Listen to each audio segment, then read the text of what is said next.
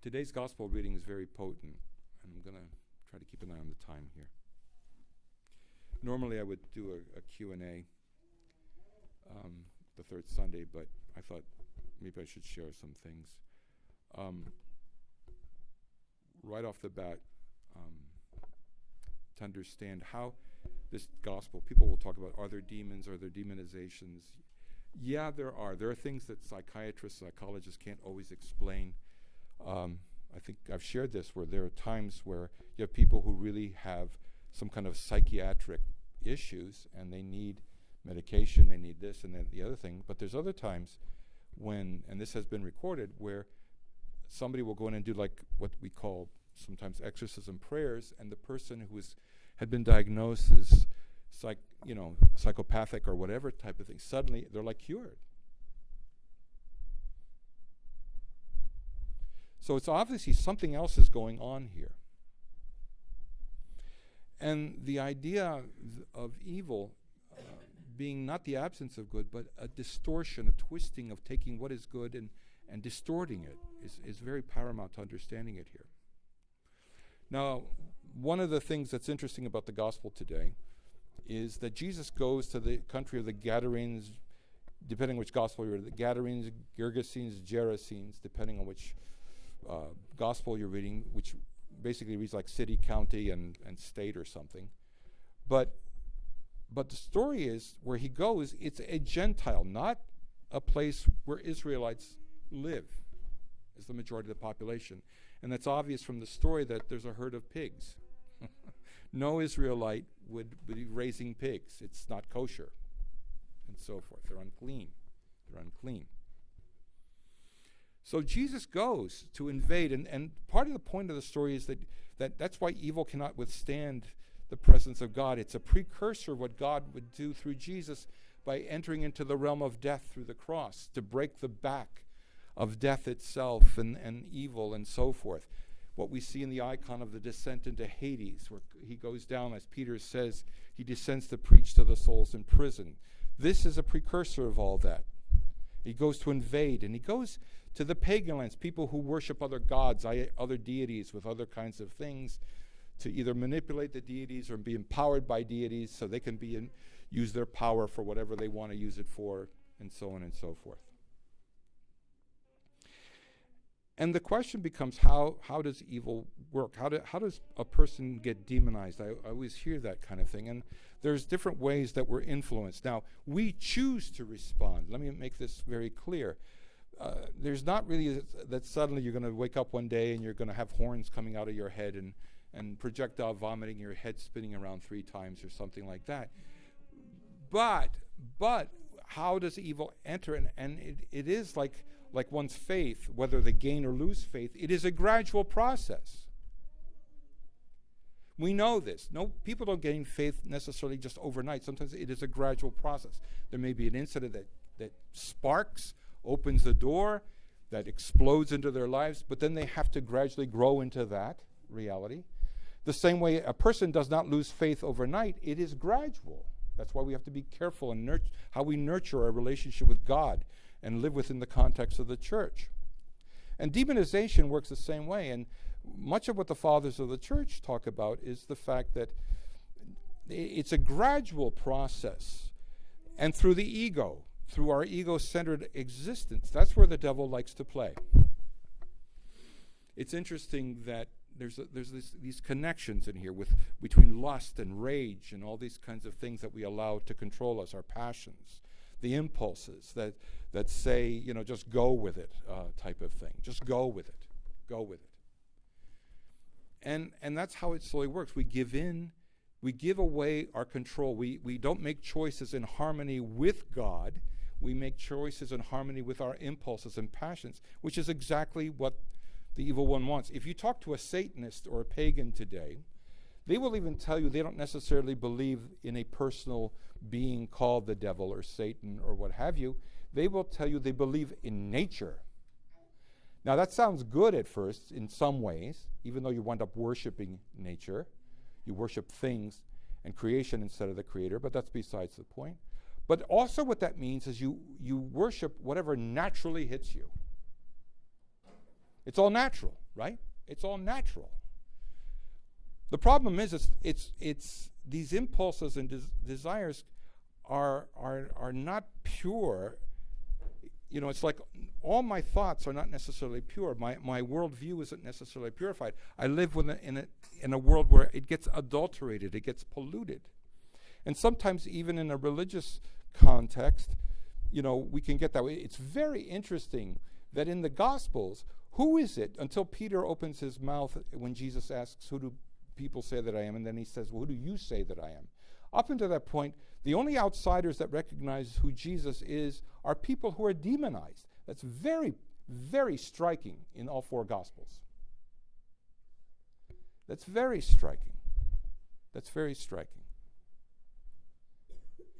So my point is, you can be very, quote unquote, supposedly religious and still be under the control of all this, right? Wasn't it the religious leaders, right, in Jerusalem that wanted Jesus dead? And they wanted it out of fear. They were so afraid. And this is one of the passions that can control us, is fear. Because the ego says, well, you should be in control of this and control that and have power here and power there. But then we know that it's not true. You know, all the self-esteem courses that we can buy into, after a while, it's kind of like, really? I'm really this? I'm really the greatest thing in the whole world, and all the other, what I call excessive Anthony Robbins kind of crazy stuff. You can do whatever you want. No, you can't. We're mortal. We forgot that part. We forgot that part. I knew a guy in Colorado who actually was proclaiming you could live forever just by following this diet, following these meditations and everything else. You won't die. I'm happy for him, you know, but. And we know the people who, in their religious zeal, and what I mentioned was a story where you know, people who get overtly judgmental just looking at the outside of a situation, where I was in a church in Greece, beautiful church. I won't go into the whole history of it, 4th century. And I was talking to the guy who like stands at the candles. Church is open, thank God. You could go in and pray, light candles. And he was I don't know if you call him the candle guy. I'm trying to think of Candela Nafti. He's the guy who lights and puts out the candles and so forth. But he's there as a caretaker. And a wonderful, godly, Christ-centered man. Anyway, in the meantime, this, almost like out of a movie, this guy comes in with Coke-thick glasses, and he's kind of a nervous little plump guy, and he's comes to talk to us about, you know, the Lord, the church, and this and that and the other thing. And you could tell by his mannerisms, the poor guy, you know, he had some issues. Anyway, this poor girl walks in, and now I left out some things about etiquette out there. In Greece, they're a little more traditional, which meant, like, if a girl goes to church, and this is true if you ever go visit a monastery, by the way, that you can't go in with short sleeves or sleeveless anything. You should be wearing a skirt. You know, they would not necessarily like pants or slacks or whatever type of thing. Well, that's actually a given. That's a given. That's a given. I mean, there has to be common sense about how we dress for church. We're not a nightclub here, etc. So I think there's some other issues, but that's besides the point. That doesn't mean we don't dress nice or whatever, but the point is, in that context. Now, from my standpoint as an American, that wasn't offensive to me the way she came in, but I understood. Anyway, this guy with the Coke-thick glasses, he starts jumping all over her, yelling at her about her makeup and how she's dressed and so on. And she came in basically just to pray, light a candle, and that was it. And she runs out with this guy yelling. And this guy, very self-righteously, God bless him, and who knows why he was yelling at her, because sometimes people get that way because they're being tempted. If you ever read The Hunchback of Notre Dame, the idea is their righteousness comes because they can't admit to their own lusts, their own issues, and their own impulses that are not good, and so on and so forth. And thank God the caretaker guy, he encounters this guy and he says, look, if you don't like being here, he said, she came to find Christ. And he asked the guy to leave. God bless him, in a very gentle but firm way, type of thing. But my point being is we can mask things with even religiosity in a lot of ways. And we have to be very careful about that. But what I want to say is just that what demonization really comes down to often is how our worldview, how we see ourselves, how we see life becomes polluted, and it becomes unclear. It becomes unclear, and we live in a culture that's polluted in that way. And let me just say this, adulterate, when we talk, like we use the word adulterate, what does that mean? To adulterate doesn't mean to remove or something. Like if somebody were making a nice sauce, okay? Let's imagine, I don't know, some nice tomato sauce that you would use with pasta and blah, blah, blah, blah, blah. And they're making this pot of sauce, and it smells so good, and there's the spices that they like. Then I come along, because I was a bad kid when I was growing up. I come along, and I take another pot full of water of the same amount as there is sauce, and I pour the water into the sauce. What's the sauce going to taste like? It'll look red, it'll look red, but its essence is gone. Its essence is gone. It becomes nothing. Adultery is taking something of great substance and watering it down to nothing. That it has an appearance that's nice, but there's nothing. There's nothing. There's nothing. And the idea for us as Christians is responding to the call. Now, it's interesting, Jesus goes to a demonized person. Why? Wouldn't he go to a better audience, you'd think? Or is it even in the midst of the guy's own prison, something is realized? Something in the depths of his being, because somewhere in a demonized person, at the core of who they are, is the real them, the real person. And Jesus comes to reach to that. It's kind of like when we work with people with dementia and something. There's someone still there.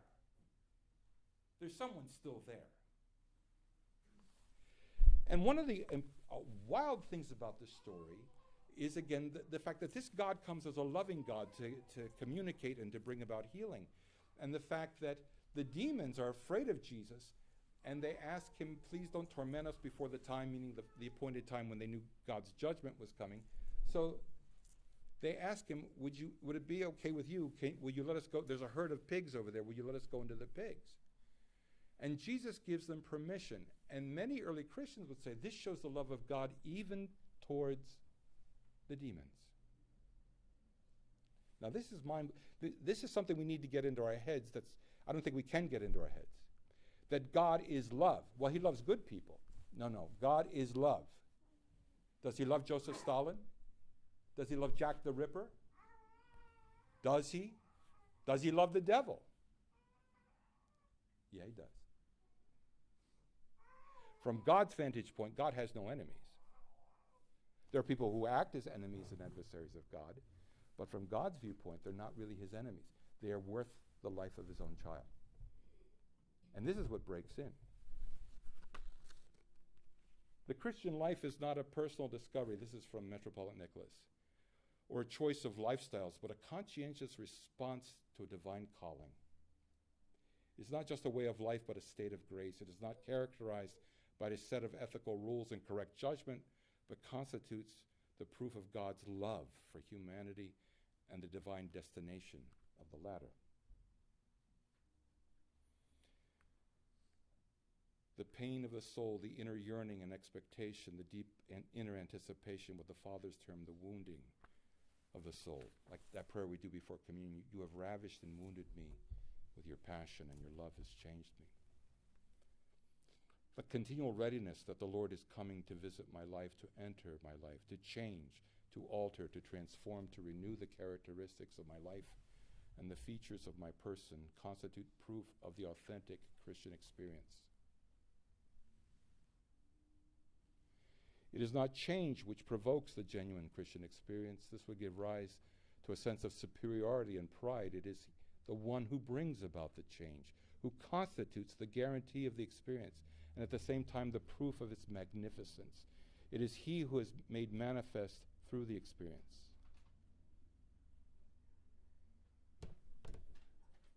See, the focus is always on Christ, not on me and not on us. And I think so often we live in a world that, see, we want God to do what we want. It's like, when I think of people in the New Agey kind of stuff, they're trying to learn about this and that and the other thing so they can have, feel empowered, okay? And I'm not against like certain exercises, things, herbs, natural foods, but I'm all for that. But when it becomes a replacement for God, if it's a replacement that I can somehow control my destiny totally, as if this is what defines me and not God himself, then we have problems in that way. And we live in a world that we really well, let me find this okay.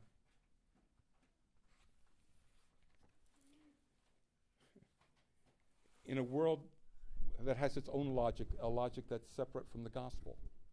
See, God's logic isn't our logic. We have to learn to harmonize with God and his logic. And the ego, whether it wants to be arrogant or really play the victim in such a way that both of those become our identity and not God himself. And I'm not saying people don't get hurt and traumatized and so forth, but what becomes our identity? What becomes our identity? We Christians speak more about the brilliance of science, which supposedly agrees with religion, about the value of democracy, which allows the church to function freely, and about human rights as if these constituted the greatest values. And yet we all know that science has made us more arrogant than ever, since we place the idol of self-adoration, self-adoring man in God's position. Democracy has replaced the will of God with senseless responsibility of our own choices, and human rights have brushed aside God's own right to intervene in our life and to act as God.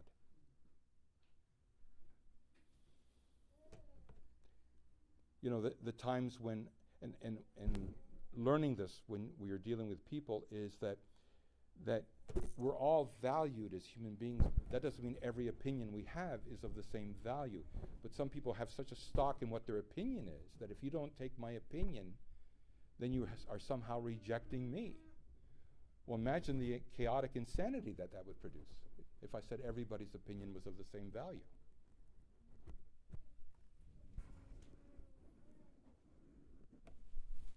So we have ended up being Christians trying to achieve something on our own and have difficulty in trusting ourselves at God's grace.